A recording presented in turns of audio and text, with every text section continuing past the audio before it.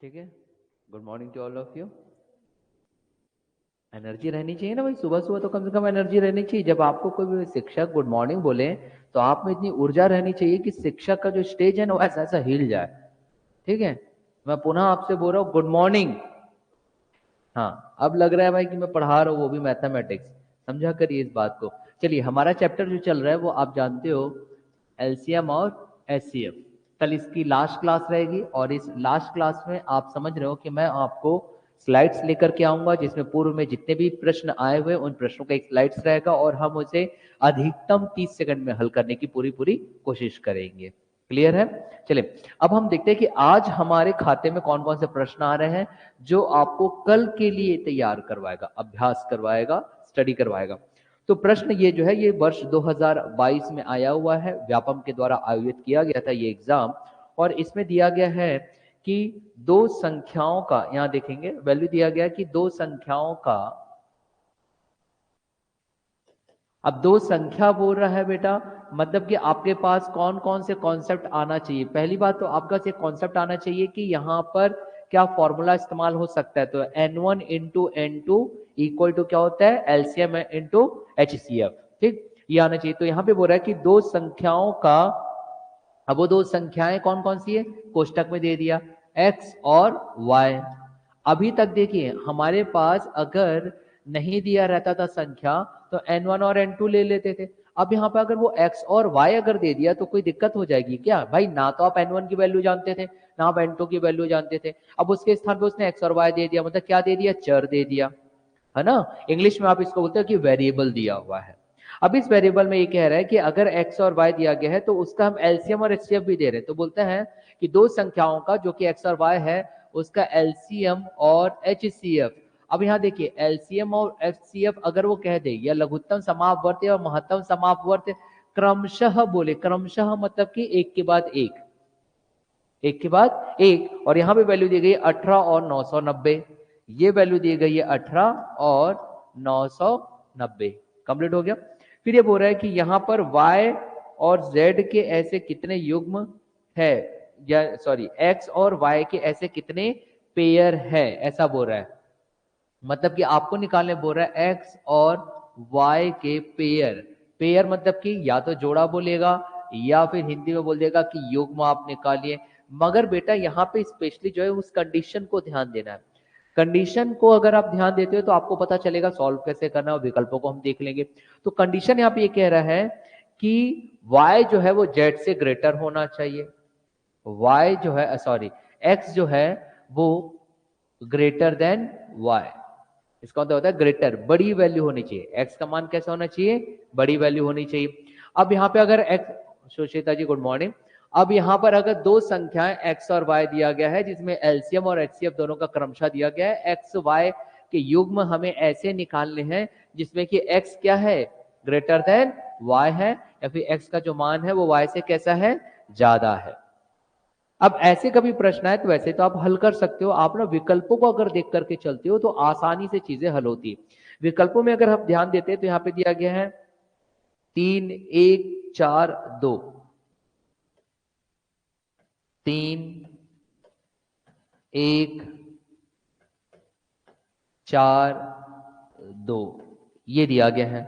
अब हमारी जो रिक्वायरमेंट है हम उसे देख लेते हैं। चलिए, रिक्वायरमेंट के अकॉर्डिंग अगर हम बात करते हैं तो देखिए क्या बोल रहा है कि अब हम जो कॉन्सेप्ट जानते हैं बेटा बस उसको लिखते चलो। मैंने आपको क्या बताया, मैथमेटिक्स में जो भी आपको कॉन्सेप्ट बताया गया बस आप उसके अनुसार प्रश्न को लिखते चलिए, इक्वेशन बनाते चलिए, या फिर हिंदी में आप कहोगे तो समीकरण बनाते चलिए, तो आपके पास उत्तर ज्ञात हो जाता है। क्या कह रहे हैं कि एलसीएम दिया गया, एचसीएफ दिया गया है, एक्स और वाई के पेयर बनाने हैं जिसमें कि एक्स क्या होना चाहिए, वाई से बड़ा होना चाहिए। तो ये जो 3 1 4 तो ये सब क्या है, पेयर दिए गए कि कितने पेयर है आपके पास। ठीक, अब वो बोल रहा है कि दो संख्या एक्स और वाई।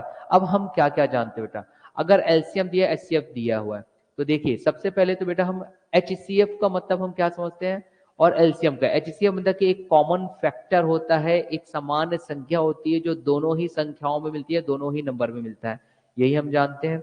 और एलसीएम, एलसीएम के लिए हम क्या जानते हैं बेटा, अगर मैंने एचसीएफ, यहां समझिए मैं कॉन्सेप्ट दोबारा आपको रिबिल्ड कर रहा हूं ताकि आप समझो। अगर एचसीएफ आपके पास क्या मान दिया गया है, यहाँ देखिए 990। एचसीएफ उल्टा कैसे दे देगा, एचसीएफ 18 है और एलसीएम 990, ये उल्टा हो गया है, मतलब कि ये यहां पे आएगा और ये यहां पे बेटा, ठीक है, इसमें कंफ्यूज नहीं होना, है ना। तो आपके पास एचसीएफ कितना दिया गया है 18, एचसीएफ की वैल्यू कितनी दी गई है 18। अब अगर एचसीएफ 18 दिया गया, इसका मतलब कि अगर आपके पास, समझते चलो, प्रश्न को पहले समझो बेटा, फिर ये सब हल हो जाता है, कोई बड़ी चीज नहीं है। मैं बार बार प्रतिदिन कॉन्सेप्ट रीबिल्ड करता हूं, दोबारा उसको रिकैप के तौर पर लेता हूं ताकि आपके मस्तिष्क में बैठ जाए। अभी आपने देखा प्रश्न बहुत सारे होते हैं, हर प्रश्न को नए तरीके से हल करोगे तो बच्चा हल नहीं कर पाता फिर, कब, एग्जाम पॉइंट ऑफ व्यू से।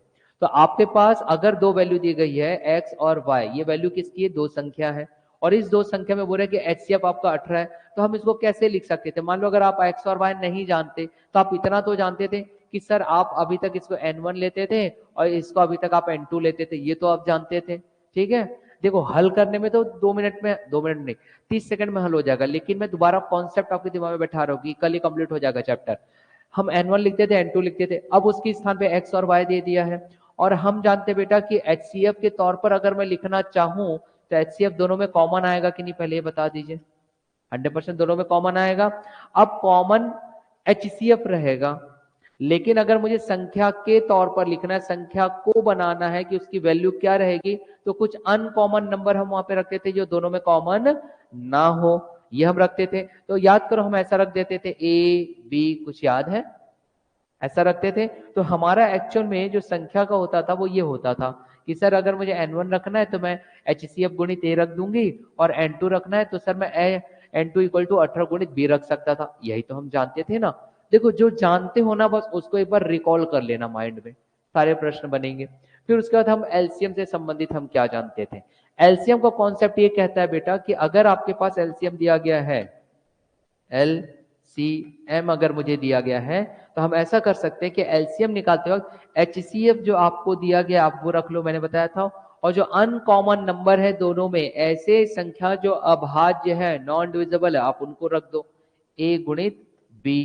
मतलब कि एलसीएम हमारा क्या आ जाता, 18 HCF दिया गया है कि नहीं, और गुणित क्या था A गुणित B, और ये एलसीएम का मान कितना दिया गया आपके पास 990।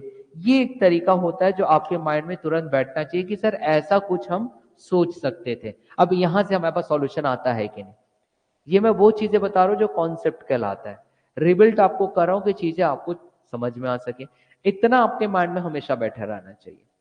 दूसरा हमारे पास एक क्या है बेटा कि n1 into n2 equal to HCF into LCM।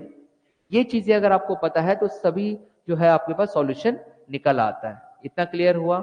अब आप देखो बेटा यहां से मुझे क्या समझ में आता है कि संख्या x लो चाहे y लो या n1 लो या n2 लो, 18a और 18b होगा। एलसीएम को मैं HCF गुणित AB लिख सकता था क्योंकि ये होता है, ये स्टैंडर्ड फॉर्मेट है। HCF की जगह 18 आ चुका है हमारे पास, एलसीएम की जगह 990 आ चुका है। तो अब आपको यहां से कुछ ज्ञात होगा, वो क्या निकलेगा, आप क्या सॉल्यूशन निकाल सकते हो। तो आप सबसे पहले 18 से 990 को डिवाइड करिए और मुझे बताइए भाग देने के पश्चात क्या प्राप्त हो रहा है। 990 को 18 से भाग दीजिए जल्दी, कितना बेटा 55, 55, वेरी गुड। तो यहां पर अब आपके पास प्राप्त होता है कि 18 एकम और 18 को 55 से अगर आप भाग देते हो, मल्टीप्लाई करते हो सॉरी, तो आपके पास क्या आ जाएगा 990, यही आएगा 990। वेरी गुड सिद्धार्थ, सही आपने आंसर दिया। तो अब आपके पास ए बी इक्वल टू कितना आ गया 55, आगे ए बी इक्वल टू 55। अब ए और बी क्या है बेटा, अगर ए और बी की अगर मैं बात बताऊं तो याद करो इससे पहले भी कई बार ऐसे आ चुके थे, ए और बी हमको जोड़े देते थे, पेयर बताता था, है ना, पेयर बताने की वैल्यू देता था वो। तो अब हम, मगर यहां पर देखो ए और बी गुणा में है, मल्टीप्लीकेशन के तौर पे है, तो अब हमको ऐसे यहाँ पे नंबर्स रखने पड़ेंगे जो 55 दे, दो नंबर के गुणा करने पर, दो नंबर के मल्टीप्लीकेशन करने पर। तो वो क्या क्या हो सकता है, अगर मैं बात करूं ए बी को, तो हम ए बी को क्या क्या लिख सकते हैं पेयर के तौर पर बेटा। एक तो हम लिख सकते थे कि हम क्या कर दें 11 गुणित 55, सॉरी 11 गुणित 5, 11 5 जा 55। दूसरा और क्या हो सकता है, दूसरा भाई 11 गुणित 5 तो हो सकता है ना, 11 पंचे 55, अब और कौन सा हो सकता है बेटा, 5 से कुछ आएगा क्या? तो फिर 5 से वही करोगे क्या, 5 गुणित 11 एक ही चीज हो जाएगा। अब सीधा सीधा बनेगा 55 गुणित 1 या 55 इंटू 1। तो एक और आपके पास बन जाता है कि मैं ऐसा रख सकता था 55 इंटू 1। यही दो संभावित पेयर बन रहे। अब हम विकल्प देख लेंगे बेटा। विकल्प में हमारे पास क्या बोल रहा है कि पेयर्स बताओ, जोड़े बताओ। अगर संख्या बोलता तो हम संख्या भी निकाल लेते, अगर संख्या का मान बोलता तो हम संख्या भी निकाल लेते। अभी हमारे पास कितने पेयर आएंगे बताओ, उत्तर क्या आएगा? दो। वेरी गुड, उत्तर आ गया हमारे पास कि सर हाँ, हम कितने ऐसे पेयर बना सकते हैं? दो। लेकिन मान लीजिए अगर वो ऐसा प्रश्न कर देता कि नहीं आप मुझे संख्याएं भी बताइए, अगर हम इसमें एक प्रश्न जोड़ देते हैं कि आप हमें संख्याएं भी बताइए, तो हम क्या करते हैं? तो हमारे पास क्या आना था, संख्या बताने की बात करता बेटा, तो बस वैल्यूज रखनी है। देखो n1 बराबर क्या है, 18 गुणित a। n1 n1 रखो या x रखो, देखो दोनों सेम है ना, 18 गुणित a। तो हम क्या करते, इसको रखते एक बार 18 गुणित 11, ये देखो ना 18 गुणित 11, तो क्या मिलता, x बोलो या n1 बोलिए, मिलता। और n2 निकालना रहता, संख्या 2 या नंबर 2, जिसको हमने y रखा था, तो मैंने y रख लिया। बराबर क्या रख सकता था, 18 गुणित b, तो यहाँ पे क्या आ जाएगा 5, तो 18 इंटू 5, जो भी आपकी वैल्यू आती वो ये दे देता।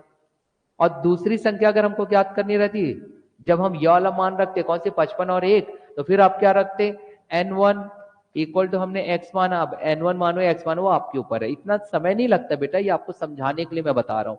तो क्या हम रख सकते थे 18 गुणित 55, 18 मल्टीप्लाइड बाय 55। और एक बार आता आपके पास n2 इक्वल टू या तो y रखो या n2 रखो, वो आपके ऊपर है।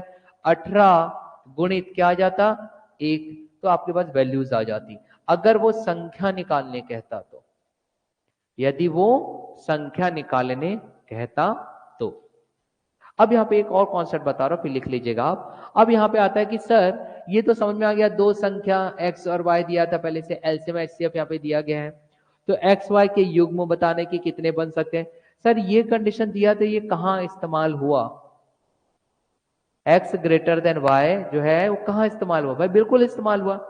वो इस्तेमाल ये हुआ कि यहाँ देखो मैंने हर बार x की वैल्यू निकालने के लिए, देखो अगर 18 गुणित 55 करूंगा तो इस 18 गुणित 1 से तो ज्यादा ही आएगा ना, 18 इंटू 55 करूंगा तो value will be greater than 18 into 1, होगा कि नहीं?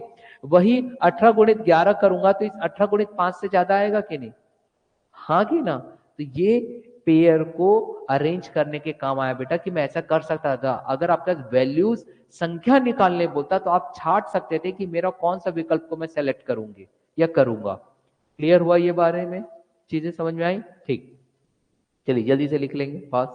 दूसरा ये भी अरेंजमेंट में काम आता है ना, इस अरेंजमेंट में ए और बी कैसे, देखो मैं ए बी को ऐसा भी लिख सकता था 5,11 लिख सकता था, इस ए बी को 1,55 भी लिख सकता था, पर ऐसा क्यों नहीं लिखा? क्योंकि मुझे ये जो n1 है या x है उसकी वैल्यू क्या करनी है, ग्रेटर करनी है, इसलिए मैंने ऐसा पेयर रखा।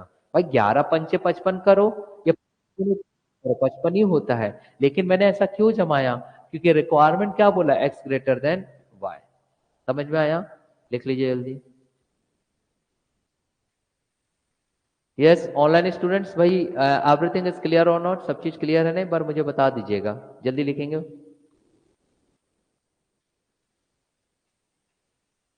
कल हमारा इस चैप्टर का लास्ट रहेगा, जिसमें कि मैं बहुत से प्रश्न लाऊंगा और सभी प्रश्नों को हम 30 सेकंड के अंतर्गत हल करने की पूर्ण कोशिश करेंगे। अब तक जितना भी कॉन्सेप्ट आपको बताया गया था उससे आधारित रहेगा। कुछ एक प्रश्न जो रहेंगे वो थोड़े नए रहेंगे, जो मैं उसी वक्त बता दूंगा कि वो कैसे हल होगा, है ना? जल्दी कर लीजिएगा, इसे फास्ट लिख लीजिए।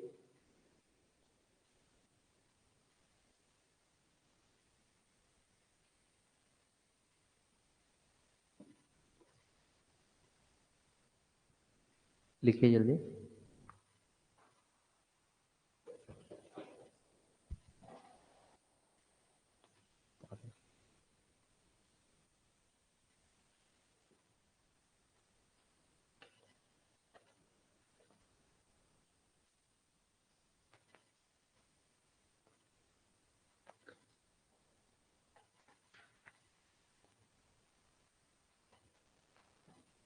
हो गया लिखकर?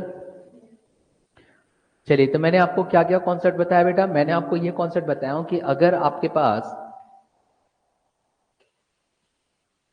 यदि आपके पास HCF दिया है तो दोनों में समान रहेगा। एलसीएम दिया है, एलसीएम निकालना है तो HCF को गुणा कर दो, HCF को गुणा कर दोगे ऐसे अभाज्य संख्याओं से जो दोनों में अनकॉमन है, कॉमन नहीं है। बस इसी कॉन्सेप्ट को ध्यान देना है। देखो एलसीएम को क्या पता है, एलसीएम बराबर HCF गुणित A इंटू बी, और A इंटू बी क्या है? दो संख्याओं में अनकॉमन नंबर जो डिवाइड नहीं होते आपस में। क्लियर हो गया? इसी कॉन्सेप्ट पर आधारित हमारे पास पूर्व में आयोजित एक परीक्षा में पूछा गया था, ठीक है, और वर्ष 2018 में। यहां पे बोला था थोड़ा सा बदलाव, तीन संख्याएं। अब तक हमने दो संख्याओं का प्रश्न किया, अब यहाँ पे तीन संख्या वाला प्रश्न कर रहे हैं। यहां देखिए क्या कह रहा है, ये बोल रहा है कि तीन संख्याओं का महत्तम समापवर्त्य। महत्तम समापवर्त्य मतलब कि क्या दिया गया है यहाँ पर, आप बताइए? HCF। बस संख्याएं कितनी कर दिया? तीन। तो तीन संख्याओं का महत्तम समापवर्त मतलब कि क्या आ जाएगा? HCF। इतना तो समझ आ गया। और वो दिया है 18। कितना दिया गया है? 18। और अब यहां पर क्या कर देगा, आपके पास जो तीन संख्याएं हैं वो भी दे रहा है। तो तीन संख्याओं को ये कह दे रहा है कि और संख्याओं का अनुपात मतलब कि the ratio of the number, संख्याओं का अनुपात वो बोल रहा है, the ratio of the number. अब ये अनुपात मतलब क्या हो जाएगा बेटा? जब वो अनुपात की बात करेगा तो आप सबको अगर अलग अलग करना चाहो तो मैंने बताया था कि हमेशा उनके साथ क्या रख दो? चर रख दो या वेरिएबल रख दो, एक्स के टर्म में, वाई के टर्म में, जेड के टर्म पर, वो आपके ऊपर डिपेंड करेगा। तो अब हमारा काम रहेगा कि भाई अगर संख्याओं का अनुपात दिया है तो कितना दिया है? तो संख्याओं का अनुपात यहाँ पे दिया गया 5, 7, 11। 5 अनुपात 7 अनुपात 11, 5:7:11 ये दिया गया है। अब यहाँ पे बोल रहा है संख्याओं का एलसीएम क्या होगा? लघुत्तम समापवर्त्य। संख्याओं का एलसीएम, अब संख्याओं का अगर मुझे एलसीएम निकालना है तो अभी मैंने आपको बताया था कॉन्सेप्ट। क्या बताया था? अगर HCF दिया गया है, कॉन्सेप्ट याद करो क्या देखे थे, यदि आपके पास HCF दिया गया और एलसीएम निकालने अगर बोल दे तो आप कॉन्सेप्ट याद रखना कि जो एलसीएम होता है वो HCF गुणित ऐसे नंबर्स को हम मल्टीप्लाई करते हैं जो तीनों ही संख्याओं में अलग अलग होते हैं, अभाज्य संख्याएं होती है। ये हमने किया था, जैसे A गुणित B वहां पे देखे थे, उसको रख दिए थे तो आपके पास क्या आ गई थी? वैल्यूज आ गई थी। तो बेटा अब बस हमें वही चीज वर्क करना है कि वो कौन कौन से वैल्यूज होगी, सॉरी कौन कौन से नंबर्स होंगे। तो अब हम देखते हैं HCF हमें बस क्या क्या हो सकता था। अब तीन नंबर है तो A गुणित B गुणित C यही होता कि नहीं? भाई अभी मैं क्वेश्चन नहीं समझा, मैं क्वेश्चन को हल नहीं कर रहा हूं, मैं आपके कॉन्सेप्ट को रिकैप कर रहा हूं। क्वेश्चन को क्या कर, सॉरी कॉन्सेप्ट को क्या कर रहा हूं? रिकैप कर रहा हूं। बार बार इसलिए बताता हूं बेटा, ट्रिक जैसी कोई चीज नहीं होती, आप जो पढ़े रहते वही अंत में इस्तेमाल होता है। और रटना बिल्कुल नहीं है। गणित में एक ही चैप्टर में 100 से 150 से 1000 प्रश्न बनाए जा सकते हैं एक विद्वान के द्वारा जो गणित के क्षेत्र से संबंधित है। तो क्या 1000 बार ट्रिक रटोगे आप? नहीं ना। तो आप कॉन्सेप्ट एक ही रहता है, फॉर्मूला तो एक ही रहता है, हमने जब से एक ही फॉर्मूला इस्तेमाल कर रहे हैं। तो आपके पास एलसीएम बराबर HCF गुणित एबीसी। अब याद करो बेटा एबीसी क्या हुआ करता था? एबीसी दी हुई संख्या में कुछ अभाज्य नंबर होते थे, नॉन डिविजिबल नंबर होते थे जो सब में कॉमन नहीं होते थे। यही था हमारा कॉन्सेप्ट। अब देखो अगर मेरे पास तीन नंबर यहाँ दिए गए हैं, इन तीन नंबर को अगर मैं अनुपात से अलग करना चाहता हूँ, रेशियो से अलग करना चाहता हूँ, तो क्या मैं संख्या को, अभी मैं सॉल्यूशन नहीं बता रहा हूं, मैं कॉन्सेप्ट को दोबारा रिकैप कर रहा हूं, तो हम ये इन संख्याओं को क्या लिख सकते थे? याद करो n1 इक्वल टू ये 5 आता कि नहीं? मगर क्योंकि अनुपात से अलग क्यों बेटा, तो यहाँ पे क्या आ जाता? x होता कि नहीं, ये चीज बता दीजिए। होता। वैसे ही अगर मैं n2 को लिखना चाहता अनुपात से हटा करके या रेशियो से हटा करके, तो क्या करता? 7x। अब 7y नहीं रखूंगा, क्यों? क्योंकि ये कॉमन रहेगा ना, ये असमान है, देख लीजिए नंबर में। जैसे इससे पूर्व हमने किया था n1 18 गुणित a, n2 18 गुणित b, ऐसा कुछ लिख रहे थे, तो ये a और b संख्याएं अलग अलग थी, HCF सब में कॉमन था, वो हम देख रहे थे ना, वैसे ही हम देखेंगे। इसलिए मैं यहाँ पे जो 5 और 7 जो ले रहा हूं बेटा, वो 5 और 7 क्या है, अलग अलग नंबर है, ए बी सी। अगर x सब में समान है मतलब वो x क्या है, HCF। अब तो समझ में आ गया, ये तो चीज मैंने बताया था। तो यहां पर अब आपके पास क्या आ जाएगा, N3 क्या हो जाएगा, 11 इंटू एक्स। अब आप मुझे खुद बता दो, अगर मैं पूछ दूं कि भैया अगर ये 3 संख्याएं हैं, 3 संख्याओं में 3 नंबर है, 3 नंबर में एक्स एक्स किसको प्रदर्शित कर रहा है, तो आप क्या बोलोगे, HCF। और ये जो 5 7 11 है वो किसको प्रदर्शित कर रहा है, किसको शो कर रहा है, ABC का मान। यही पढ़े थे हमने कॉन्सेप्ट। तो बेटा देखो, प्रश्नों की जो हेर फेर कर सकता है शब्दावली में, लेकिन कॉन्सेप्ट तो वही है ना। तो अब मुझे बताओ, अगर आप ये जान चुके हो तो यहां से आपको एकदम क्लियर कट हो गया कि सर अरे यहां तो HCF का मान कुछ और नहीं बल्कि x है, हाँ कि ना।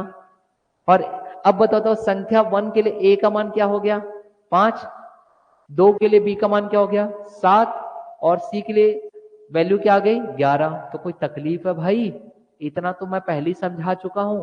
ये था आपके मस्तिष्क में पहले से ही कॉन्सेप्ट बैठे रहना चाहिए, और उसके पश्चात जब आप एग्जाम देने जाओगे बेटा तो चीजें आसानी से हल होती है।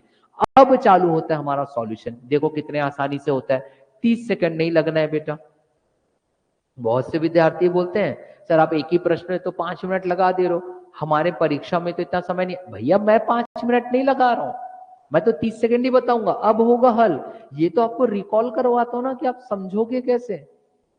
अगर मान लो मैं ऐसा कह देता, भाई अगर ऐसा प्रश्न आता है तो ट्रिक ये कहता है कि कुछ ना करो, HCF जो दिया गया है, ये देखो बेटा, फिर ऐसा मैं बोलता तो आप बहुत खुश हो जाते विद्यार्थी।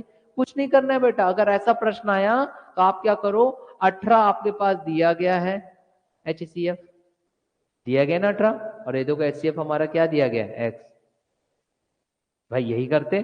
फिर मैं कह देता कि भाई कुछ मत करना, जो 5 7 और 11 है ना उन सबको गुणा में रख दो, आपका मान आ गया, गुणा कर दो वैल्यू आ गई। तो आप बड़े खुश हो जाते, वाह सर वाह क्या बताए हो सर, 2 सेकंड में हमारा हो रहा है। तो भैया ये आया कहां से, ये आया कहां से, ये देखिए, निकालना क्या था, एलसीएम। और एलसीएम क्या कहता है, HCF गुणित ए गुणित बी गुणित सी, या HCF इंटू ए इंटू बी इंटू सी। और इंटू बी इंटू सी क्या थी, संख्याओं में नंबर में असमान नंबर वो रख दिए, और एक्स क्या, HCF क्या है, सब में कॉमन जो एक्स। तब बताओ HCF दिया है बेटा, ये सब नंबर दिए गए, मल्टीप्लाई करो आंसर गेट करो, बताओ कितना आ रहा। HCF 18 दिया है ना, हाँ तो एलसीएम निकाल लो, मल्टीप्लाई कर दीजिए, वैल्यू बताओ कितना आएगा, जल्दी बताओ। समझ में आया ना क्या किया मैंने, जल्दी वैल्यू बताओ, ये इसकी वैल्यू बता रहा हूं, जल्दी फास्ट।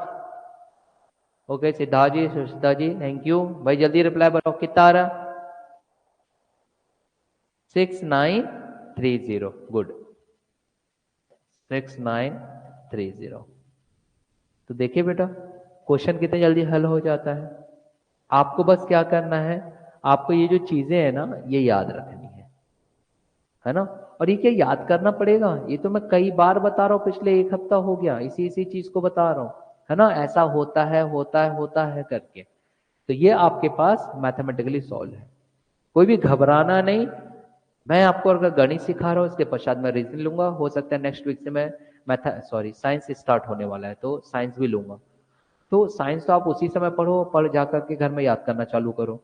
लेकिन जब रीजनिंग लूंगा तो जो मेथड, जो वे, जो तरीका मैं बताऊंगा उसी को अपनाइएगा। मैं मेरे किसी लेक्चर में ट्रिक नहीं बोलता, क्योंकि ट्रिक जैसी चीज कुछ होती नहीं है। मैं प्योर मैथमेटिक्स स्टूडेंट हूँ, समझ में आ रहा है। मैंने अपनी इंजीनियरिंग भी किया, मैंने उससे पूर्व मैथमेटिक्स 11 12 भी मैथ्स किया, तभी इंजीनियरिंग कर पाऊंगा, कॉमन सेंस है। इसलिए बेटा मैं प्योर आपको मैथमेटिक्स की बात करूंगा, समझ में आया। ट्रिक जैसे कुछ चीज नहीं होती। आगे बढ़ाऊं मैं, चलिए नेक्स्ट प्रश्न। नेक्स्ट प्रश्न क्या कह रहा है इसे अब हम देखते हैं। अगला प्रश्न यहां पर ये कह रहा है कि चलो अब ये आप लोग बनाइएगा, मैं एक बार चेक करता हूं आपको कितना आता है। दो संख्याओं का अनुपात, ये आप लोग के लिए just like a warm up session. तो फिर मैं अगला प्रश्न लाऊंगा जो थोड़ा अलग रहेगा। यहां पे दिया गया है दो संख्या। अब दो संख्या मतलब कि आप अगर इंग्लिश माध्यम से हो तो आप इसको बोल देते हो कि अनुपात दिया गया है, सॉरी नंबर्स दिए गए। तो दो संख्याओं, ठीक है, दो संख्याओं का अनुपात, मतलब कि रेशियो की बात कर रहा है। और अगर रेशियो की बात कर रहे हैं तो आपके माइंड में आना चाहिए कि हम उसको अलग अलग कैसे लिख सकते हैं।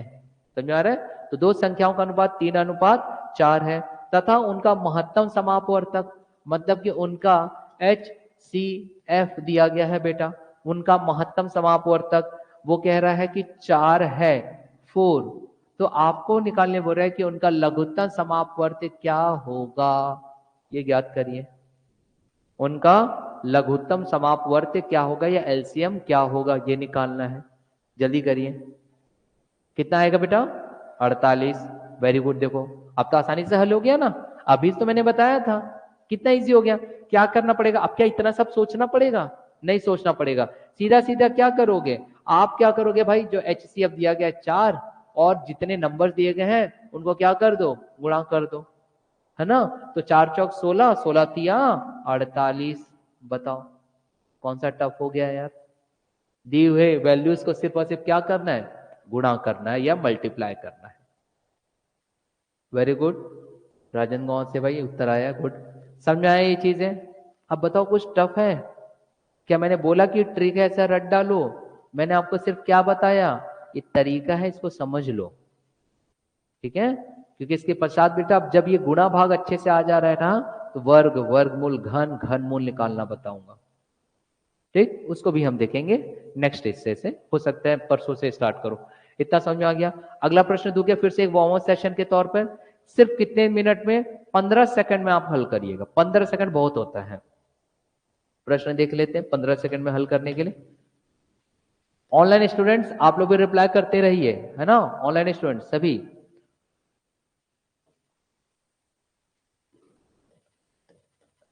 चलो प्रश्न दिया जाए।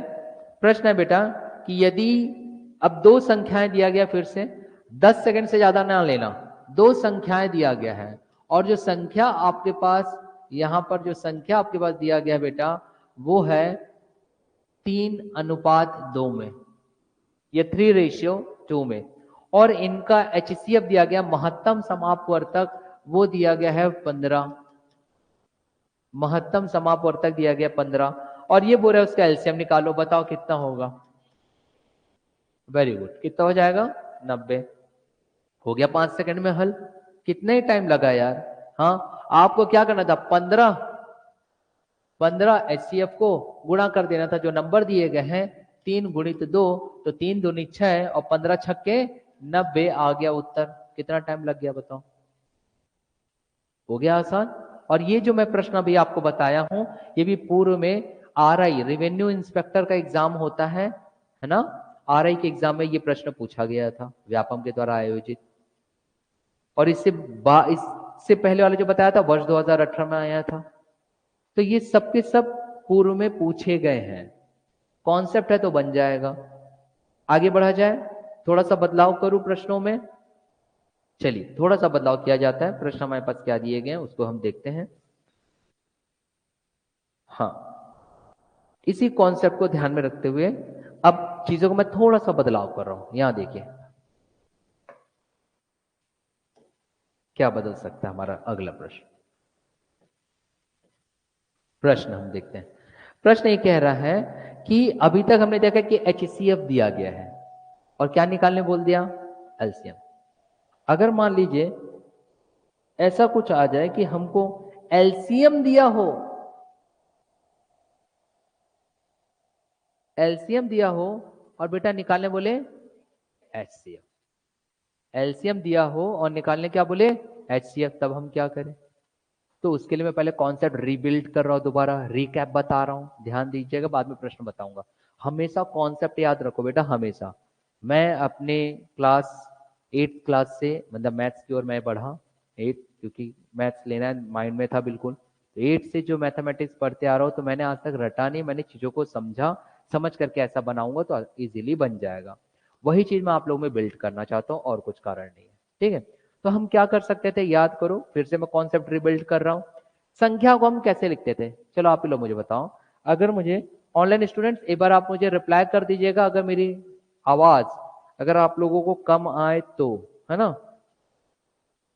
ऑनलाइन स्टूडेंट्स एक बार रिप्लाई जरूर करिएगा, यदि मेरी आवाज यदि कम आए तो आप लोग मुझे रिप्लाई जरूर करना भाई। हाँ आवाज यदि कम आता है तो साउंड मतलब, ठीक है सिद्धार्थ, ओके वैल्यू दे दिया आपने, गुड। जितने भी हमारे पास स्टूडेंट उत्तर छत्तीसगढ़, मध्य छत्तीसगढ़ और दक्षिण छत्तीसगढ़, मतलब संपूर्ण छत्तीसगढ़ हो गया, फिर बचा ही क्या, है ना, उत्तर दक्षिण और मध्य। तो जितने विद्यार्थी यहाँ पर है वो मुझे एक बार रिप्लाई जरूर करेंगे कि सर साउंड और वीडियो दोनों ही क्रिस्टल क्लियर है, क्योंकि मुझे यहाँ पे साउंड का थोड़ा सा ऐसा लग रहा है कि इशू ना हो आप लोगों को। चलो यहाँ पे देखते हैं हमने क्या कॉन्सेप्ट देखा था बेटा। हम संख्याओं को कैसे लिखा करते थे, हम ऐसे लिखते थे ना, देखो मैं कॉन्सेप्ट बता रहा हूँ ना अभी, चीजें कॉन्सेप्ट बता रहा हूँ। हम क्या लिखते थे, हम ऐसा लिखते थे, याद करो कि अगर आपके पास कोई संख्या n1 लिख सकते थे, लिखते थे कि नहीं बेटा बताओ। और n1 लिखने के लिए ये n1 हम ऐसा संख्या लिखते थे जब वैल्यू नहीं मालूम रहती थी, नंबर्स को ऐसा लिखते थे n1।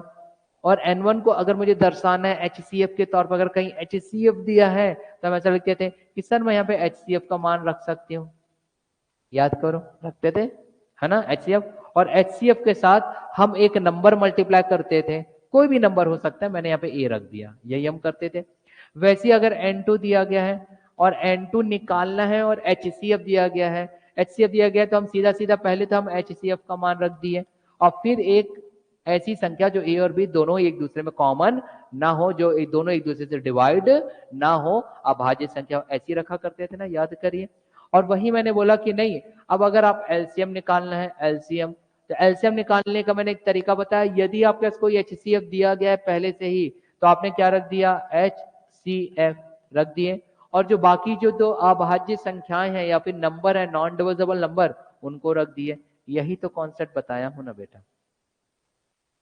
तो अभी जो हमने 3 प्रश्न देखे जो पूर्व में पूछे गए थे, उसमें हमने देखा निकालना है एलसीएम, दिया हुआ है एचसीएफ, और ये संख्याएं दिए गए थे अनुपात के तौर पर, रेशियो के तौर पर।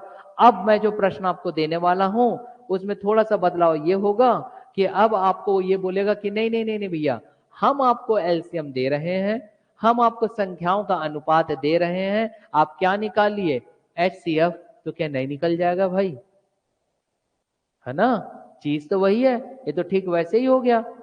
जहाज, 3 अक्षर का मेरा नाम, उल्टा सीधा एक समान, पानी में चला करता हूं, बताइए मैं कौन हूं। तो बचपन में आप बोलते थे जहाज जहाज, भाई पढ़ लो कहीं से भी।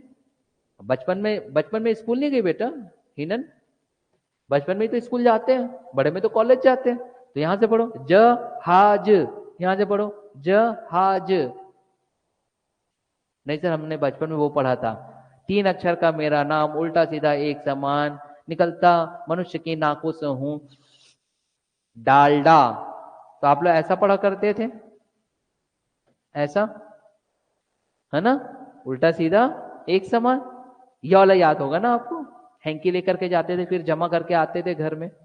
तो वो आपका अपना वो था दिनचर्या, उस पर हम नहीं जाएंगे, आगे बढ़ते हैं, प्रश्नों को देखते हैं जो मैंने आपको बताया बेटा। प्रश्न हमने क्या देखा, ऑनलाइन स्टूडेंट्स भी यहाँ पर ध्यान देंगे भाई, संपूर्ण छत्तीसगढ़ से जो बैठे हुए हमारे पास। प्रश्न अब ये कह रहा है कि 2 संख्याएं आपके पास दी गई है बेटा, 2 नंबर्स दिए गए हैं, और जो संख्याएं आपके पास दी गई है वो अनुपात में दी गई है। और यदि संख्या अगर आपको अनुपात में दी जाए तो क्या आप इसको नंबर के फॉर्म में लिख सकते हो, मैंने बता चुका हूं, सिर्फ क्या लगाना पड़ेगा, एक्स एक्स, है ना, और जो एक्स रहेगा वही क्या रहेगा, H C F, very good. फिर बोल रहा है 2 संख्याएं अनुपात में दिया गया है 3:4, इनका लघुत्तम समापवर्त है, मतलब इनका LCM जो है वो 84 है, लघुत्तम समापवर्त जो है वो 84 है। तो अब ये थोड़ा सा बदलाव करेगा बेटा, वो पहले बोला, इसमें पहले मैं पूछ रहा हूं मैं आपको कि इसका HCF क्या होगा, तो HCF आप निकाल पाओगे। तो मैं इसमें 2 चीजें आपको दे रहा हूं, अब आपको यहाँ पे निकालना पड़ेगा 2 चीजें मैं बोल रहा हूं। एक, आप मुझे इसका HCF निकाल करके दीजिए, और दूसरा आप मुझे बताइए कि इसमें बड़ी संख्या कौन सी होगी, बड़ी संख्या कौन सी होगी, मीन्स लार्जर नंबर। थोड़ा सा बदलाव कर दिया जाए, है ना। तो क्या उसके लिए भी पेन टच करना पड़ेगा, चीजें अगर समझ में आ गई कि पेन टच करना पड़ेगा, भाई कैसे, हमने क्या देखा, 84 है, 3 और 4 है, तो 3 और 4 को गुणा करके 84 से 84 को क्या दे दो, भाग दे दीजिए, तो क्या मिल जाएगा, HCF मिल जाएगा, हाँ कि ना। और HCF मिल गया तो किस में गुणा कर दो, 4 से, क्योंकि बड़ी वैल्यू बोला है, तो बड़ी वैल्यू क्या दिख रही है, 4, तो 4 से गुणा कर दोगे तो मान ज्ञात हो जाएगा, वैल्यू निकल जाएगी।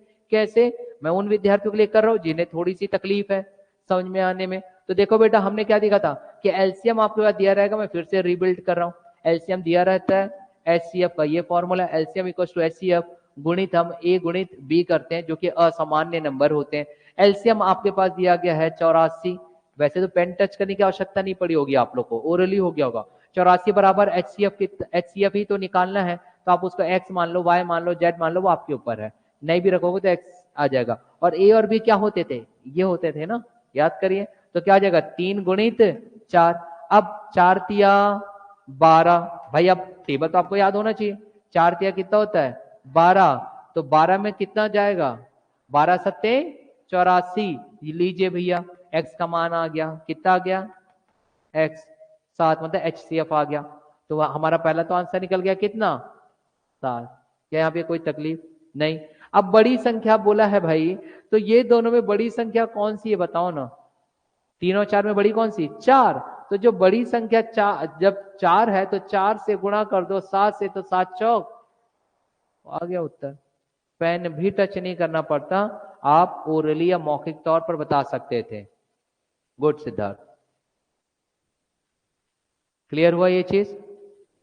आगे बढ़ा जाए, फिर से ऐसा प्रश्न दो, 10 सेकंड से ज्यादा ना लीजिएगा, है ना। चलिए एलसीएम ही निकालना है, फिर हम थोड़े दूसरे ट्रेंड में हम जाएंगे।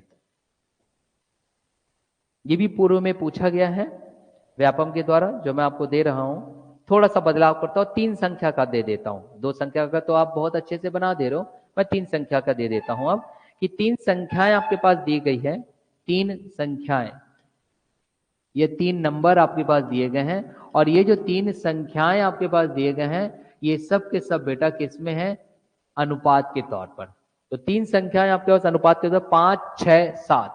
तो अब आपके पास यहां से क्या ज्ञात हो जाना चाहिए भाई, अगर 5, 6, 7 संख्याएं अनुपात के तौर पर, तो एक संख्या 5x हो जाएगा, दूसरा 6x हो जाएगा, तीसरा 7x हो जाएगा, यही ना होगा। और x सब में क्या रहेगा HCF।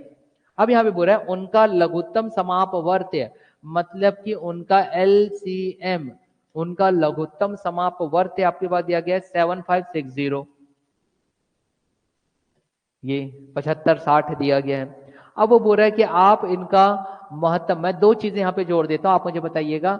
एक मुझे बताइए कि HCF क्या होगा, मतलब महत्तम समापवर्त्य। दूसरा आप मुझे बताइए कि छोटी संख्या कौन सी होगी, छोटी संख्या कौन सी होगी, द स्मॉलेस्ट नंबर कौन सा होगा, वो आपको बताना है। चीजें जो मैंने आपको बताया वही चीज।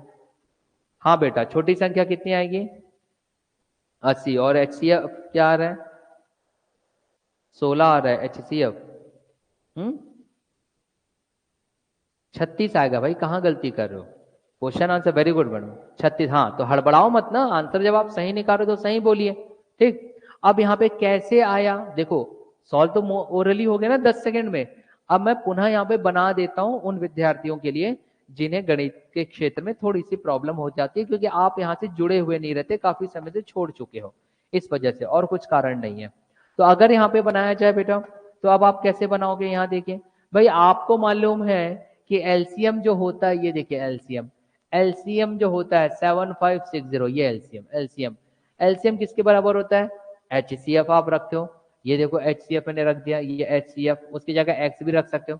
गुणा हम क्या करते हैं, जो नंबर्स दिए रहते हैं आपके पास, कौन कौन से दिए गए बेटा 5 × 6 × 7, यही तो हुआ ना भाई, है ना। अब 5 गुणित 6 गुणित 7, इसको गुणा करके 7560 को भाग दे दीजिए, डिवाइड कर दीजिए। जब आप इसको डिवाइड करोगे तो 5 छके 30, और 30 सत्ते 210, 210 से आप इसको डिवाइड करोगे तो 756 को डिवाइडेड बाई 21 कर दीजिए, तो 36 आ जाएगा। तो आपके पास आ गया 36 HCF, निकल गया पहला वैल्यू हमारे पास, पहला वैल्यू निकल गया ना हमारा, ठीक है। अब छोटी संख्या निकालने के लिए क्या करेंगे, अब बताओ 5, 6 और 7 में सबसे छोटा क्या है 5, तो 5 को किससे गुणा कर दोगे 36 से, तो यह आ जाएगा 5 गुणित 36, कितना आ जाएगा 180, उत्तर आ गया। समझ में आया, ठीक, गुड, सही उत्तर दे रहे हो भाई सिद्धार्थ। क्लियर हुआ ये चीजें। चलिए, मतलब कि अब इससे संबंधित अगर वो आपको 2 संख्याएं दे दे या 3 संख्याएं दे दे तो बन जाएगा ना आप लोगों से, है ना। भाई सुबह सुबह नाश्ता वास्ता करके आते हो कि नहीं? फिर भी नींद आती है यहाँ लोगों को। सोना नहीं है भाई, सोना घर में रख करके आओ, यहाँ चोरी हो जाएगा, है ना। यहाँ सिर्फ और सिर्फ ध्यान दोगे आप लोग इसमें पढ़ाई की ओर। अगर किसी को नींद आए तो आप अपने घर से बिल्कुल थर्मस लाइए, थर्मस, उसमें चाय कॉफी की पूरी व्यवस्था करिए और चाय पीते पीते पढ़िए, कोई दिक्कत नहीं, कॉफी पीते पीते पढ़िए, मगर ध्यान रहे एकदम। ऑनलाइन स्टूडेंट्स क्या करते हैं, आपको क्या लगता है? ध्यान मग्न होकर के पढ़ रहे हैं, उनको नींद आता है तो फट से चाय पी लेते, कौन सा सर देख रहे हैं करके। तो आप लोग भी वो व्यवस्था कर सकते हो स्वयं के लिए, कोई दिक्कत नहीं हमें। चलिए अगले प्रश्न की ओर देखते हैं बेटा, थोड़ा सा बदलाव किया जाएगा इसमें और चीजें आपको समझाई जाएगी कि आप ऐसे प्रश्न आएंगे तो कैसे हल करोगे। प्रश्नों को देखते हैं, यहाँ पे देखिए कुछ पूर्व में आपके पास ये भी वर्ष 2016 में देखो सीजीपीएससी जो पेपर लेता है आगामी परीक्षा जैसे होगी फरवरी में, आयोग जो लेता है बेटा वो डीसी डीएसपी जैसे सेकंड क्लास ऑफिसर के लिए जो पोस्ट लेता है उसके लिए तो एक क्रम में परीक्षाएं चलती है। पहले आप प्री देते हो, फिर आप मेंस देते हो, फिर आप इंटरव्यू देते हो, लगभग 1 से 1.5 साल का समय लग जाता है। लेकिन आयोग सिर्फ वही एग्जाम नहीं लेता, आयोग कुछ ऐसे भी एग्जाम लेता है जो 1 दिवसीय होता है, 1 दिन में आप देते हो 300 मार्क्स के सीधा, और फिर इंटरव्यू, ऐसे भी कुछ एग्जाम होते हैं, है ना। तो आयोग में ही पूछा गया ये प्रश्न है जो मैं आपको दे रहा हूं, थोड़ा सा आपको माइंड इसमें लगाना पड़ेगा। देखते हैं कि क्या कुछ प्रश्न है, मैं आपको चीजें बता दूंगा, पहले से आप इसे समझते हो जानते हो, बस मुझे रिकॉल करना है। तो देखते हैं प्रश्न क्या है। यहाँ पे कह रहा है कि आपके पास हाँ 3 संख्याएं दिया गया बेटा, संख्याएं क्या क्या दिया गया, चलिए यहाँ पे रिकॉल करते हैं और कैसे आप उसे हल करोगे। देखो मैं लिखता इसलिए हूं प्रश्न एक एक क्योंकि एक एक स्टेटमेंट लिखने के बाद मैं आपको रिकॉल करवाता हूं, ऐसा लिखा तो कैसा सोचोगे, ऐसा लिखा तो कैसा सोचोगे। पूरा एक साल लिखा रहेगा ना तो तकलीफ होती है, क्योंकि बच्चों को मैं पढ़ रहा हूँ पहला स्टेटमेंट, उनका ध्यान कहाँ रहता है, दूसरे स्टेटमेंट में होता है। और कुछ विद्यार्थी तो और एडवांस रहते हैं, वो क्वेश्चन छोड़ करके विकल्प देख रहे होते हैं, कौन सा आंसर बोलूंगा। हाँ इट्स ट्रू भाई, हम भी आप लोग की उम्र से गुजर चुके हैं इसलिए। तो यहां पर अब आपके पास दिया गया है कि जब 618, 343 और 277, 618, 343 और 277, 277, ये 3 नंबर दिए गए। जब 618, 343 और 277 को एक धनात्मक पूर्णांक डी, अब बस यही मुझे पहले समझाना पड़ेगा आपको, को एक धनात्मक पूर्णांक, अब इसका मतलब क्या हुआ भाई, जब हम धनात्मक पूर्णांक की बात करें जिसको वो डी से शो कर रहा है ना, डी धनात्मक पूर्णांक, धनात्मक पूर्णांक मतलब कि एक पॉजिटिव परफेक्ट नंबर्स की बात कर रहा है। यहाँ पे जो भी आप संख्या लोगे वो पॉजिटिव, पहली चीज तो पॉजिटिव होगी, प्लस में होगी।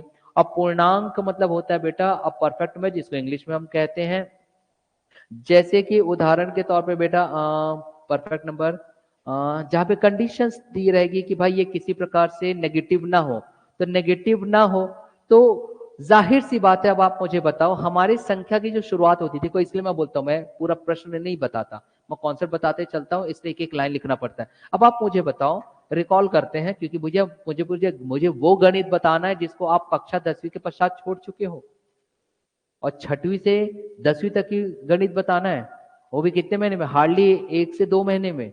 तो कैसे संभव है जिसको आपने 5 साल पढ़ा है स्कूल में, हम उसको आपको 2 महीने में कर सकें। इसलिए पढ़ाने का तरीका हर शिक्षक का अलग अलग होता है।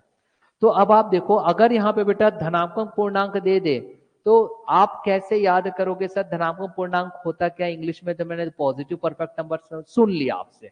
तो बेटा जब धनात्मक बोले तो हमारी संख्या की शुरुआत कहां से होती है मुझे बताओ, 0, 1, 2, 3 डॉट डॉट डॉट डॉट, ऐसे ही ना लिखते हो। और 0 के बाद मतलब इधर अगर हम चलेंगे तो -1, -2 ऐसा लिखते चलते हो। अब धनात्मक बोल दिया तो एकदम क्लियर कट होगा, डी का मेरा जो भी वैल्यू निकलेगा कम से कम वो -1 -2 तो नहीं होगा, हाँ कि ना, इतना समझ में आ रहा है। अब बेटा अगर धनात्मक पूर्णांक है तो वो क्या 0 हो सकता है, मगर 0 आपको संख्या में ना, तो आप 0 क्यों नहीं होगा, वो इसलिए बेटा क्योंकि 0 ना तो पॉजिटिव होता है और ना तो नेगेटिव होता है। और हमारे पास कंडीशन क्या बोल दिया, धनात्मक, पॉजिटिव। तो क्या वैल्यू 0 आ सकती है? नहीं आ सकती। देखो जब चीजें आप अपने माइंड में रखते हो ना, तो कई विकल्पों को आप ऐसे ही छाट देते हो, मतलब ये तो नहीं आने वाला यार। अब उसने क्या बोल दिया कि धनात्मक हो, मतलब कि 1 से चालू होना चाहिए। यहां से इतना तो क्लियर हो गया ना, फिर भला ही आप कहां तक चले जाओ, अनंत तक।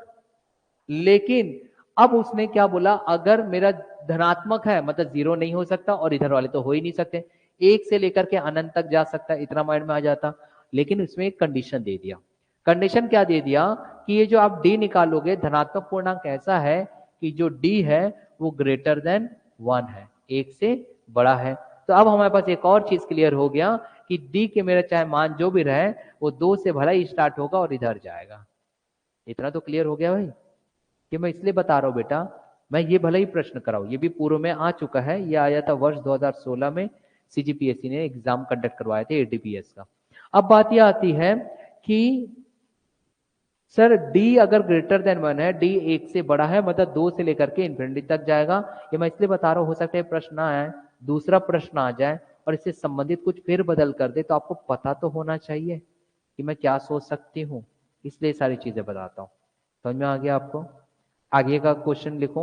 चलिए आगे का क्वेश्चन ये कहता है, से भाग दिया जाता है तो, मतलब कि इस एक धनात्मक पूर्णांक डी से भाग दिया जाता है तो।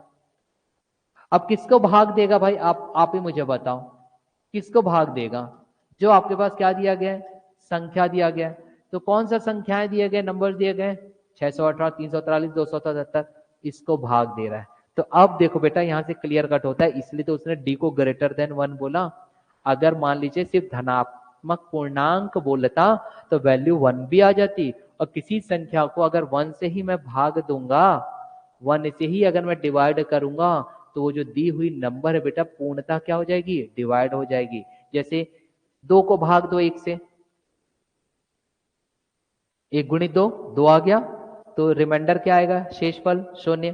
3 को भाग दो 1 से, 1 तिया 3, तो 3 भी कट गया, 1 चौक 4। मतलब कि अगर डी को ये वैल्यू नहीं देता, इस बात को समझो बेटा, प्रायः ये चीज बताया नहीं जाता, आपको रटाने से मतलब रखेंगे हम लोग, मगर मैं वैसा नहीं बताना चाहता। कारण वो समझिए, अगर वो d ग्रेटर देन 1 नहीं देता, तो यहां से एक और निष्कर्ष निकल सकता है। अगर मान लो इतना ही छोड़ देता, अब बोल देता बताइए कि शेषफल r क्या बचेगा। अगर मान लो d इक्वल टू 1 दे देता और बोलता बताइए कि रिमाइंडर क्या बचेगा या शेषफल क्या बचेगा अगर इन संख्याओं को भाग दिया जाए, तो आप माथा फोड़ लेते, अरे d का तो मान दिया नहीं है, शेषफल कहां से निकालूंगे। अरे शेषफल हमेशा क्या आ जाता, 0, क्योंकि d का मान अगर यहाँ पे एग्जैक्ट बोल देता, d क्या है, 1 है, डी क्या है, 1 है, तो शेषफल हमेशा क्या आता, 0।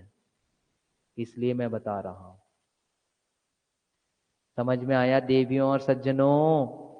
हाँ, ऑनलाइन विद्यार्थियों चीजें समझ में आ रही है भाई? इसलिए बेटा मैं प्रश्न लिख करके नहीं लाता हूं, क्योंकि मुझे एक एक लाइन को समझाना पड़ता है। समझाया? ऐसा तो नहीं बोलोगे वाह सर प्रश्न लिखते रहते हो, सच स्लाइड में ला लेते तो समय बच जाता। हाँ मस्तिष्क में आता होगा, मगर मस्तिष्क में दूसरी बात भी तो लाइए। क्रांति सर जो एक एक पॉइंट को समझाते, क्या मैं वो समझ पाती? क्यों जी? हाँ जी। ठेठरी कुर्मी खत्म कर गए, तीजा का नहीं खत्म हो तो लाओ फिर, 5-5, 6-6 किलो खाएंगे हम, घर ले जाएंगे। तो चलो इतना चीज समझ में आ गया बेटा।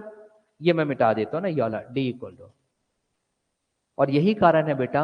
अब वो क्या करेगा देखो, अगर जब भाग दिया जाता है तो प्रश्न बोल दिया, तो प्रत्येक दशा में एक समान शेषफल आता है। देख लीजिए कंडीशन दे दिया कि प्रत्येक दशा में एक समान शेषफल आता है। तो प्रत्येक दशा में एक समान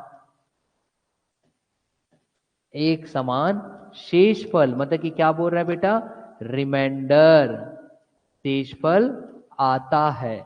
अब वो कुछ भी वैल्यू हो सकती है ना, मानते हो कि नहीं? और अगर d इक्वल टू 1 रहता तो शेषफल हमेशा क्या आता, ये रिमाइंडर 0। अब समझ में आया उसने ये क्यों दिया? कई लोग विद्यार्थी इस प्रश्न को हल तो कर लेते हैं, तो उनको ये नहीं मालूम रहता कि डी ग्रेटर देन 1 दिया, बोलते हैं यार वो तो फालतू दे दिया, कोई मतलब ही नहीं, हमको तो हल करना आ गया।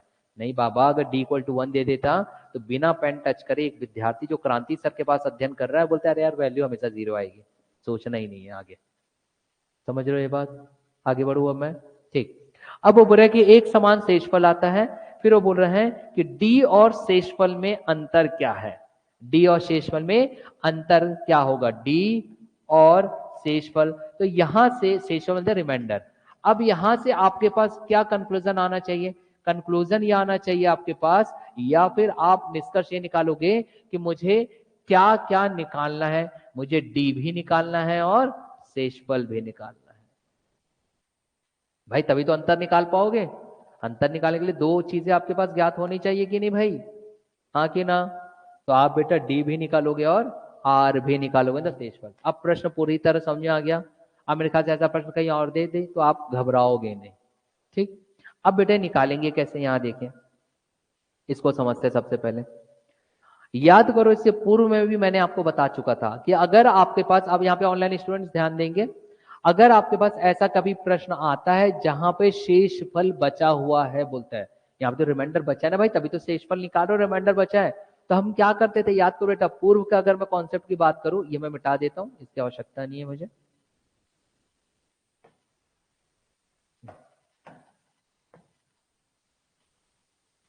चलिए अब याद करिए, अगर आपके पास ऐसा प्रश्न आता था कि 3 संख्याएं दिए गए, शेषफल निकालिए, रिमाइंडर निकालिए, तो क्या करते थे बेटा, याद करो, कोई भी 2 संख्या को पहले आप माइनस कर देते थे।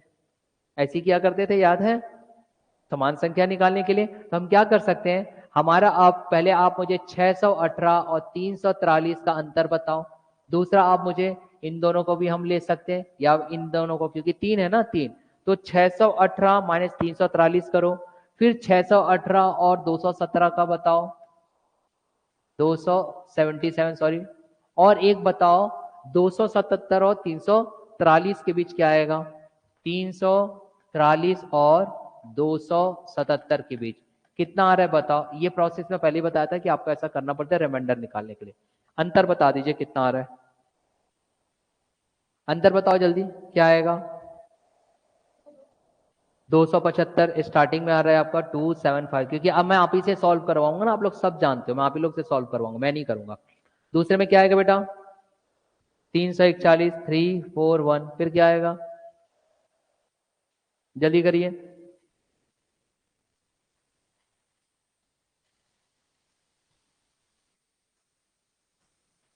जल्दी,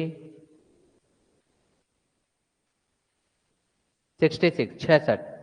अब याद करो, ऐसा क्या मैंने पहले नहीं बताया था आपको, ये चीजें बताया था, लेकिन प्रश्न पढ़ने के बाद आपको लग रहा होगा अरे यार ये कौन सा नया प्रश्न है, तुम्हें से नहीं बनेगा। इसलिए बोलता हूं बेटा चीजें याद रखो, कॉन्सेप्ट याद रखो। ऐसा बताया करता था, ऐसी संख्याएं देंगी, शेषफल निकालने बोलेगा, बड़ी बड़ी संख्याएं, तो पहले दोनों का आपस में क्या कर दो, माइनस कर दो। अब हमारा दूसरा स्टेप क्या हुआ करता था, यहां देखो, जब आपने ये वैल्यूज निकाल लिए, ये मान आपने ज्ञात कर लिया, तो अब आपका काम होगा कि आप क्या निकालो बेटा, HCF, वेरी गुड। और HCF निकालने के अपने अपने तरीके होते हैं, एक तो डिवीजन मेथड है, भाग विधि, या फिर अब भाग विधि में 2 प्रकार का बताया था, एक लॉन्ग डिवीजन मेथड रहता है, एक नॉर्मल डिवीजन मेथड बताया था, और एक होता है प्रोडक्ट वाला। तो प्रोडक्ट वाली या गुणनखंड वाली विधि अगर आप अपनाते हो बेटा, तो आपको ना समय ज्यादा लगेगा, ठीक है, समय ज्यादा लगेगा। तो हम यहाँ पे क्या करेंगे, यहाँ देखेंगे, हम क्या करेंगे, हम इसको यहाँ पे ऐसे वाली भाग विधि अपना सकते हैं, कौन सा, यहाँ देखिए, हम ये कर सकते हैं कि अब आपके पास 275, 341 और 66 को ये फर्स्ट डिवीजन मेथड अपना करके भाग दीजिए और मुझे निकाल करके दीजिए कि किससे जाएगा ये। क्या ये 11 से जाएगा बेटा, देखो, क्या ये 11 से जाएगा, बिल्कुल जाएगा, 11 से जाएगा, देख लीजिए, 75 है भाई, 11 दूनी 22, बचा 27 से 22 गए तो 5, तो 55, तो 11 25, ये हो गया, ये लीजिए। चलिए 341 को 11 से भाग दीजिए तो कितने से जाएगा, 11 तिया 33, बचा 1, मतलब फिर क्या आ जाएगा, 34 में से 33 का कितना बचा, 1, तो 11, तो 11 1 का 11, वेरी गुड, 11 छके 66, ये यहाँ से मुझे पता चल गया था, जैसे ही 66 आया तो मैं समझ गया 11 से मैं डायरेक्ट डिवाइड कर सकता हूँ। अब क्या ये किसी एक संख्या से जाएगा? नहीं, क्योंकि यहाँ 6 है, यहाँ 25 31 है, किसी भी एक कॉमन नंबर से डिवाइड नहीं होगा। इसका मतलब कि बेटा अब आपको यहीं पे स्टॉप होना पड़ेगा। याद करिए, ऐसे ही हम किया करते थे। और जो आप स्टॉप हो जाते थे बेटा, और ऐसी संख्या जो तीनों को पूर्णतः डिवाइड कर दे, यहाँ पे देखो डिवाइड कर दे रहा है, वो आपका क्या रहता था? HCF। क्या रहता था? HCF। मतलब कि बेटा यही जो 11 है वो आपको क्या दे दिया बताओ मुझे? HCF। क्या दे दिया? HCF। हाँ कि ना बेटा? तो यहां पे क्या निकालने बोला था? डी और शेषफल में अंतर। डी और शेषफल में अंतर। चलिए, HCF आपका 11 आ गया। क्यों? क्योंकि HCF वो संख्या होती है जो सबको क्या कर दे? डिवाइड कर दे। 0 आ जाए आपका, HCF हम निकालते थे। अब उसने ये बोला है बेटा कि हमें डी का वो वैल्यू निकालना है कि जो भी आपके पास इसको भाग देने में जो शेषफल आता है उनके बीच में आप क्या कर दीजिए? अंतर निकालिए। अब आप मुझे बताओ, ये जो 11 है ये किसका किसका HCF है? इन संख्याओं का। और ये संख्याएं कब निकली? जब इन नंबर्स का आपने माइनस करके निकाला, तो इनका HCF है। मगर इन्हीं 11 को अगर मैं 618 से डिवाइड करूंगा तो पूर्णता डिवाइड नहीं होगा। और अगर पूर्णता डिवाइड नहीं होता है, यदि यहां पर 11 से, यहां पे देखो ये तो HCF आ गया बेटा। अब आप क्या करो, 618 को या कोई भी एक संख्या ले सकते हो। प्रथम में 618 दिए इसलिए मैंने उसको ले लिया। अब आप इसको 11 से डिवाइड करके देखो, जाएगा क्या? नहीं जाएगा। जाता तो हम पहले ही कर लेते हैं। चलो 11 छक्के ज्यादा हो जाएगा, 11 पंचे 55, कितना माइनस होगा? 6। वेरी गुड, 6 रख दिया। चलो 8 उतरा, 11 छक्के 66, कितना बचा? 2। क्या 2 शेषफल है? रिमाइंडर है। घबराना ये नहीं है कि सर 11 तो अभी आपने HCF बताया, और HCF मतलब तो वो होता है जो दी हुई संख्या को पूर्णतः डिवाइड कर दे। हाँ, पूर्णतः डिवाइड किसको करेगा? इन संख्याओं को करेगा भैया, इन ओरिजिनल नंबर्स को नहीं करेगा। इन ओरिजिनल नंबर को नहीं करेगा। और ऐसी संख्या जो इनको डिवाइड दे और रिमाइंडर दे, देखो ऐसा संख्या, यहां ध्यान देना, ऐसे संख्या जो इनको डिवाइड करे, ऐसी संख्या जो इनको डिवाइड करे और क्या दे? शेषफल दे, वही तो डी है। वही तो डी है। तो यहाँ पे डी की मान क्या आ गया? अब 11। तो डी का मान क्या आ गया? 11 बेटा। किसके लिए 11 हुआ? जब हमने क्या लिया? जब हमने डी का मान 11 हम इसलिए रख रहे हैं, किसके लिए? 618, 343 और 277, क्योंकि हमने प्रैक्टिकल भी करके देख लिया। जब इस 11 से हमने 618 को डिवाइड किया, भाग दिए, तो शेषफल बच रहा है। मतलब 11 ये वो डी है। 11 क्या है? डी। दूसरा क्या 11 डी से 11 1 से बड़ा है? बिल्कुल बड़ा है, देख लीजिए आप। तो हमारे दोनों कंडीशन पूर्ण हो गए। तो जो बचेगा वो शेषफल। तो आपके पास आर कितना है? रिमाइंडर 2। अब दोनों का अंतर बोला है यार, क्या निकालने बोला है? डी और शेषफल का अंतर। तो हो गया ना, 11 में से 2 जाएगा तो कितना बचेगा? 9। आ गया उत्तर। गुड सिद्धार्थ, सही आंसर दे रहे हो बेटा। तो 11 से 2 गया तो कितना आया? 9। क्या यहाँ पे किसी को कोई घबराहट कि ऐसा क्यों हुआ? कोई तकलीफ? पक्का? तो एक प्रश्न इससे संबंधित मैं देता हूं, आप लोग अभी बनाओ। दो? चलिए जल्दी इसको लिख लीजिए, पहले इसे लिख लेंगे।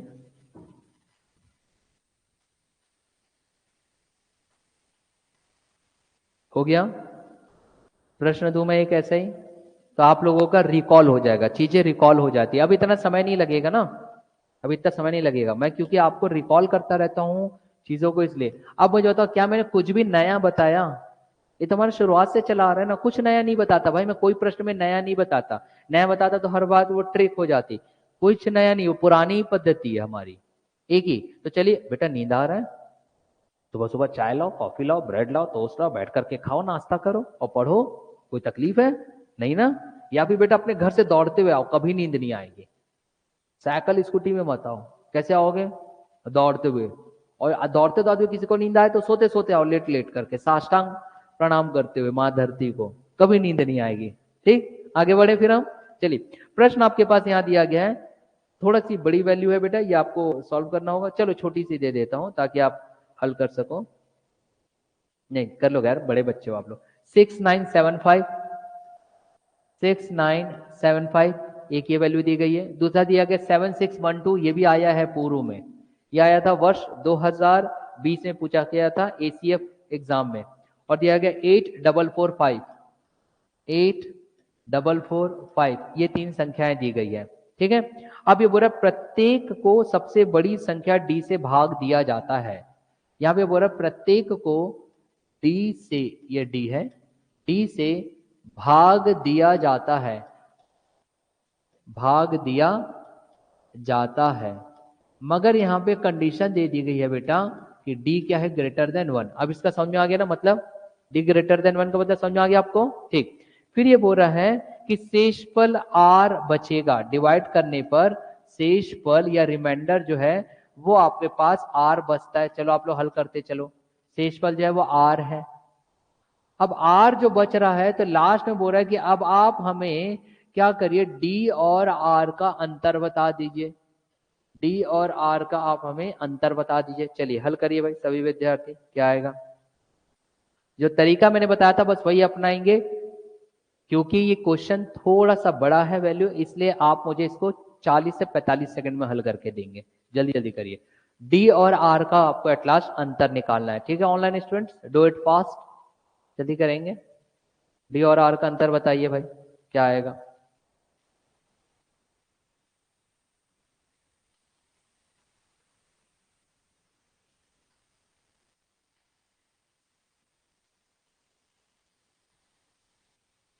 पहले क्या करोगे, ये तीन नंबर के अपने आपस में डिफरेंस निकाल लो, जल्दी करिए, डिफरेंस निकाल करके दीजिए, क्या आएगा।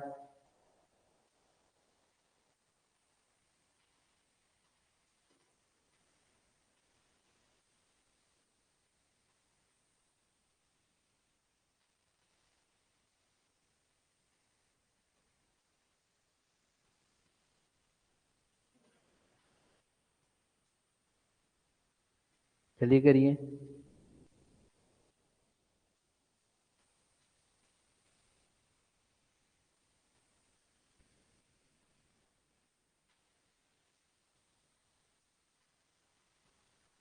सॉल्व करिए, डू इट फास्ट।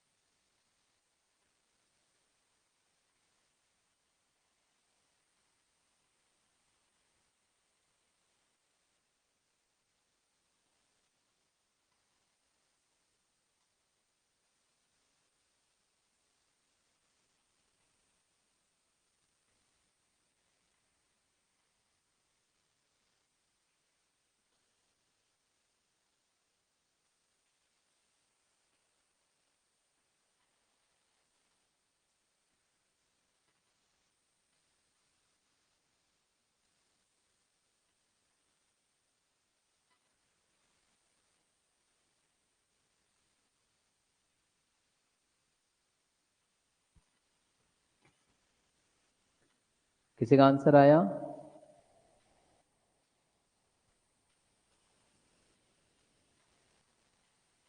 चलिए आप लोग ये प्रश्न मुझे हल करके बाद में दे दीजिएगा, आंसर बताइएगा भाई, इसमें ज़्यादा कुछ समय नहीं है क्योंकि क्लासेस ओवर होने का टाइम हो चुका है, अब आपकी दूसरी क्लासेस होगी। तो जितने भी ऑनलाइन स्टूडेंट्स हैं, ऑफलाइन स्टूडेंट्स हैं, सब इस प्रश्न को घर में जरूर हल करिएगा। मैं इसका उत्तर बता देता हूँ, उत्तर आना चाहिए 32। आ गया 32? वेरी गुड बेटा, कितनों का आ गया? गुड। डी माइनस आर जो है इसकी वैल्यू आएगी 32। डी की वैल्यू कितनी आएगी ये भी मैं बता देता हूँ। डी 49 आना चाहिए आपका, डी आना चाहिए 49 और आर आपका आना चाहिए 17। जितनों का वैल्यू निकल गया ठीक है, जिसका नहीं बना एक बार सॉल्व करके देखेंगे। तो मैं क्लासेस यहीं खत्म करता हूं, कल हमारी लास्ट क्लास होगी और इस लास्ट क्लास में मैं आपको नंबर ऑफ क्वेश्चन स्लाइड्स लेकर के आऊंगा और सभी प्रश्नों को हम कल के कल कंप्लीट करके कॉन्सेप्ट को दोबारा रिकैप करेंगे, रिबिल्ड करेंगे। तो चलिए, thank you to all of you my dear students.